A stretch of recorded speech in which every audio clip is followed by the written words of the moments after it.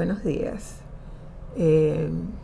Con el placer de participar en esta segunda convención virtual del evento Psicoamejeiras, que siempre hacemos en el marco de la convención científica del Hospital Clínico Quirúrgico Hermanos Amejeiras, pues vamos a presentar el tema del pensamiento complejo en la psicoterapia.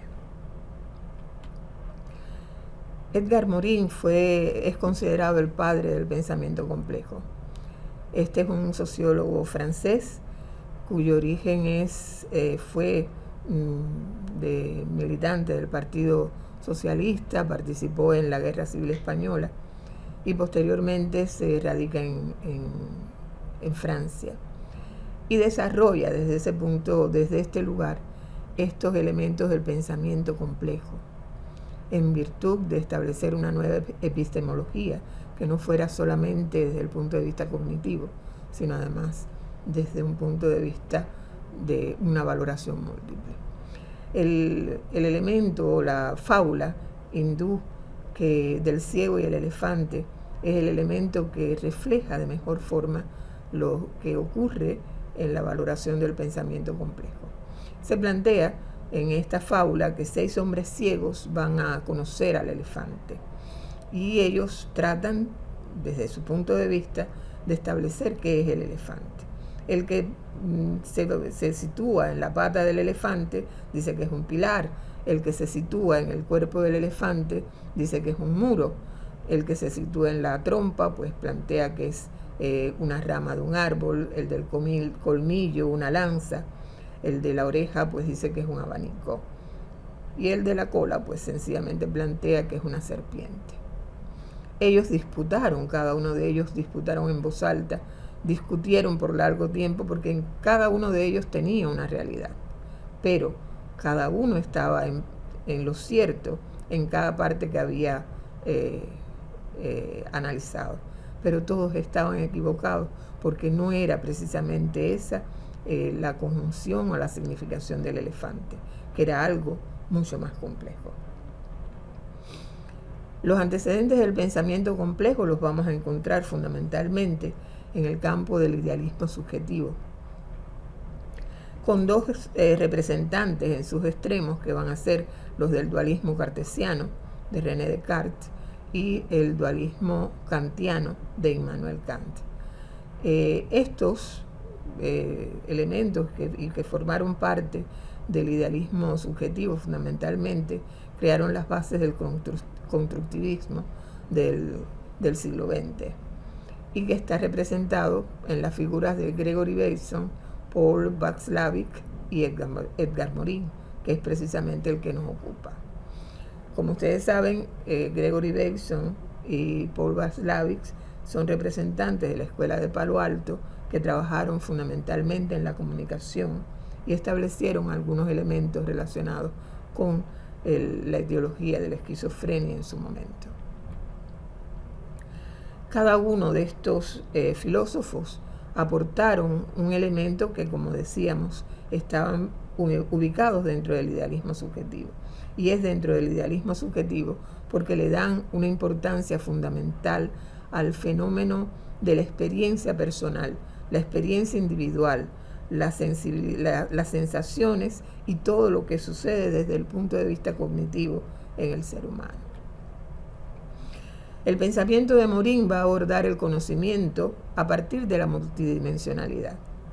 Él considera que el conocimiento, es decir, la epistemología, no puede basarse solamente en el elemento cognitivo, sino que van a haber elementos biológicos, cerebrales, sociales, lógico-lingüísticos, históricos, cognitivos, entre otros. El pensamiento complejo va a ser un pensamiento que relaciona, es decir, en oposición al modo de pensar tradicional del conocimiento que divide el campo de los conocimientos en disciplinas diversas y clasificadas, el pensamiento complejo es un modo de religación. En la epistemología compleja, la realidad se comprende y se explica desde todas las perspectivas posibles. Un fenómeno específico puede ser analizado por medio de diversas áreas del conocimiento, mediante lo que se llamó el entendimiento transdisciplinar. Este entendimiento transdisciplinar es lo que lleva a la epistemología compleja. Por tanto, evita la habitual reducción del problema a una cuestión exclusiva de la ciencia específica que se profesa. Va a tener el pensamiento complejo 4 principios: el principio dialógico, el principio de recursividad, el principio hologramático y el principio de no linealidad. Cuando expresa lo dialógico, plantea que significa una unidad simbiótica de dos lógicas que se nutren entre sí, que entran en concurrencia, pero que a la vez se oponen y se combaten a muerte. Es un principio el orden y el desorden, que van a ser dos caras de una moneda que surge desde el caos. Por tanto, estas concepciones implican una concepción dialéctica, característico del pensamiento, la filosofía clásica alemana del siglo XIX, y que está representado fundamentalmente en este caso por el dualismo kantiano. Dentro del campo de la psicoterapia, el pensamiento complejo no va a constituir una modalidad psicoterapéutica. Es una nueva forma de enfocar la psicoterapia que requiere una mirada que implique los principales conceptos del pensamiento complejo, que, como habíamos dicho, son 4: la dialogía, la hologramía, la recursividad y la no linealidad. En el principio dialógico aplicado a la psicoterapia, se ve que permite una concepción del proceso psicoterapéutico fundamentado en la relación complementaria y antagonista que se establece entre el psiquiatra o el terapeuta y el paciente durante la sesión. En este diálogo, ambos participantes se reconocen como seres humanos en búsqueda de una vida mejor. No quiere decir que se vaya a disminuir la significación del síntoma del paciente, no es esto, sino que va a tratar de complementar la posición de uno y de otro para que participen activamente en el proceso de recuperación. En el principio de recursividad vamos a tener un elemento fundamental, que es que el sujeto, desde su propia realidad, va a lograr hacerle frente a su vida y requiere una reflexividad para que pueda analizar los elementos constituyentes de su personalidad y se pueda reorganizar internamente. El principio de recursividad dentro del pensamiento complejo está representado fundamentalmente o bien por los fractales o bien por las matrioscas, esas muñecas que tienen en sí mismas, van guardando otras y otras y otras, y es lo que representa precisamente la característica de la personalidad individual, que está llena de una serie de elementos que la componen. El principio hologramático, como sabemos, un holograma no es más que una fotografía que se proyecta en 3 dimensiones. Considera en este caso aplicado a la psicoterapia que el sujeto es posible entenderlo desde diferentes vertientes, que no entran en contradicción, sino por el contrario, se van a complementar entre sí. El sujeto siempre va a responder a diferentes componentes genéticos heredados que recibe de su familia, experiencias personales, características egocéntricas, y todo debe analizarse en su conjunto para poder realmente realizar esta función. En el caso del principio de no linealidad, lo que se establece es la ruptura de la rigidez metodológica y teórica para enfrentar los criterios de trabajo, de ajuste, de procesos psicoterapéuticos y aplicados en otras formas de la ciencia. Y esto se referencia o se ejemplifica con el mito griego de Procusto, es decir, lo contrario de hacerlo del mito griego de Procusto, quien ofrecía posada a viajeros solitarios invitándolos a recostarse sobre una cama de hierro donde los ajustaba. Si eran muy altos, que salían de las dimensiones de la cama, les cortaba los miembros. Si por el contrario eran muy más pequeños, pues sencillamente los estiraba. De ahí su nombre, Procusto, significa estirador. Este mito sirve para comprender hasta dónde puede llegar el hombre en su deseo de ajustar a los otros a sus ideas. Adaptar el método a las circunstancias que se presentan, teniendo sí como referencia un modelo teórico y o de procedimiento, pero sin temor a modificarlo. Ese es el principio de la no linealidad. La psicoterapia compleja, por tanto, va a ser una práctica fundamentada en la naturalidad del diálogo entre dos sujetos complejos, encaminada a acercarse a la realidad del paciente. Admite las emociones que puedan surgir en el propio terapeuta, y que sea capaz de aproximarse al otro con honestidad. No se trata de que los problemas del paciente pasen a un segundo plano, pero tampoco de mostrarse como alguien conocedor de todo, carente de emociones, que se niega a sí mismo en pro de la pretendida objetividad.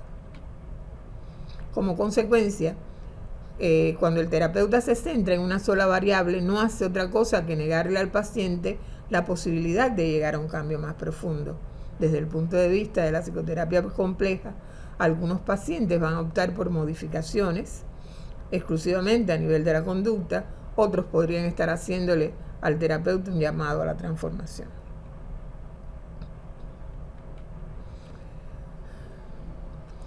El paciente en la psicoterapia compleja va a lograr una colaboración, va a otorgar un sentido a aquello que le acontece.